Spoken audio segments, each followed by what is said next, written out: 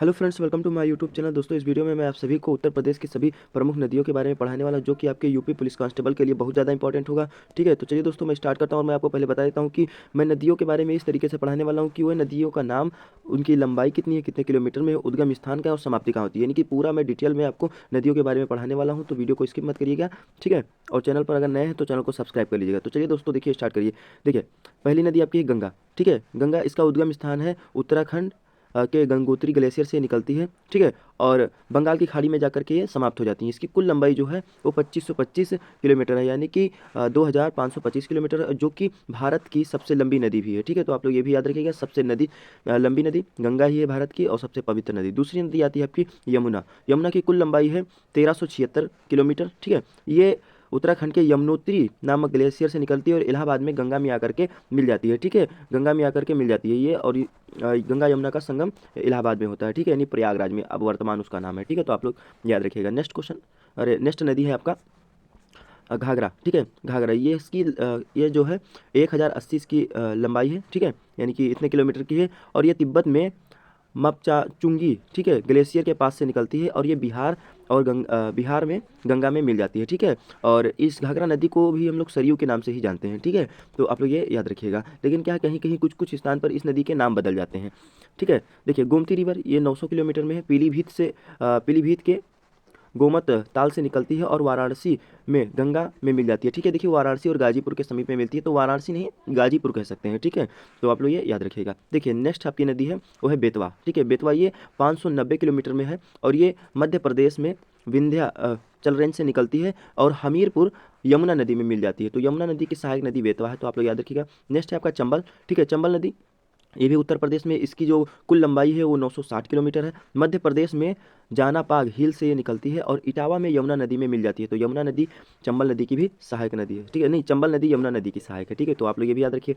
Next आपका है केन नदी। ठीक है, केन 427 किलोमीटर इसकी जो है लंबाई है, और मध्य प्रदेश में गांव अहिरा गाँवा, ठीक है, के पास से निकलती है और बांदा में आकर के यमुना नदी से मिल जाती है। ठीक है, तो जिस नदी में जो नदी मिलती है, समझ जाइए कि वो नदी उस नदी की सहायक नदी है। जैसे केन नदी बांदा में आके यमुना नदी से मिली, चंबल नदी इटावा में आकर के यमुना नदी से मिली, तो ये दोनों क्या है, यमुना नदी की जो है क्या है, सहायक नदी है। ठीक है, नेक्स्ट आपका है राप्ती नदी। इसकी कुल लंबाई है 525 किलोमीटर। ठीक है, नेपाल में सीसारमा, ठीक है, सीसरमा, ठीक है, सीसरमा हिल से ये निकलती है और उत्तर प्रदेश में घाघरा नदी में आकर के ये मिल जाती है। ठीक है, नेक्स्ट है आपका शारदा नदी। ठीक है, शारदा, इसकी कुल लंबाई जो है वो है 350 किलोमीटर।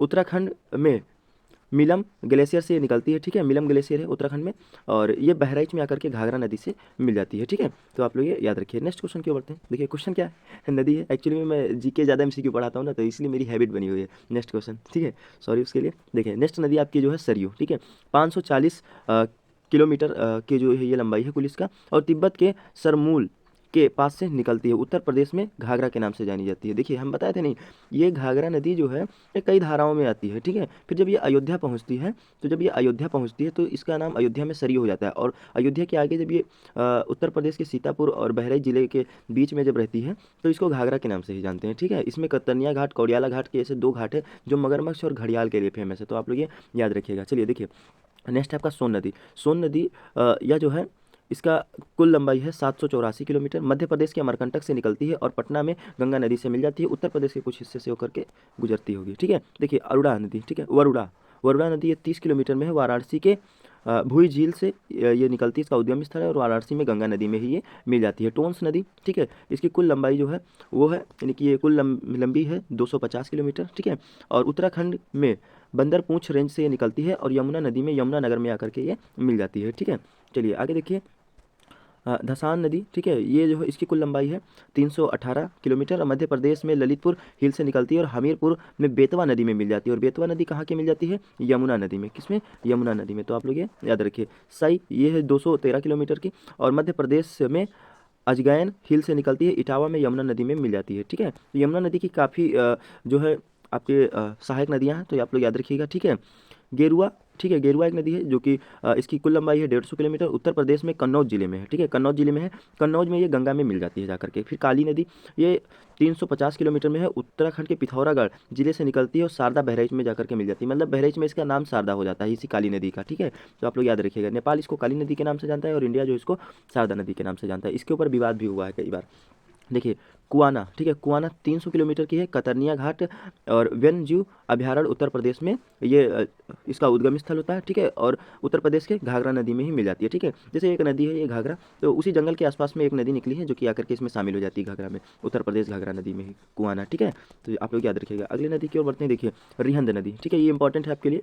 ठीक है, रिहंद नदी ये 600 किलोमीटर में है, उत्तर प्रदेश में सोनभद्र जिले में से इसका उद्गम स्थल है। और सोनभद्र जिले में, ठीक है, बेटा नामक एक नदी में ही जो मिल करके मिल जाती है। ठीक है, तो आप लोग याद रखिए। रिहंद नदी से आप लोग याद रखिए कि गोविंद वल्लभ पंत सागर जो कि रिहंद नदी पर एक परियोजना बनाई जा रही थी, उसकी वजह से कृत्रिम झील बन गया, वो इंपॉर्टेंट है। ठीक है, तो आप लोग याद रखिएगा।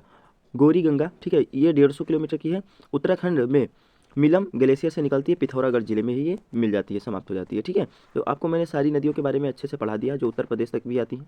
ठीक है, और जो लास्ट क्वेश्चन था कि पिथौरागढ़ में मिल जाती है, तो ये इसलिए क्योंकि पहले उत्तराखंड जो उत्तर प्रदेश में ही हुआ करता था, तो जो इसी के कैटेगरी में आता है, और अगर पढ़ लेंगे तो कोई दिक्कत नहीं है। ठीक है, तो मैंने आपको बहुत अच्छे से पढ़ाया, कम टाइम में अच्छी जानकारी दी, तो उसके लिए प्लीज़ चैनल को सब्सक्राइब कर लीजिए, बेल आइकन को प्रेस कर लीजिए। ठीक है, चलिए मिलते हैं।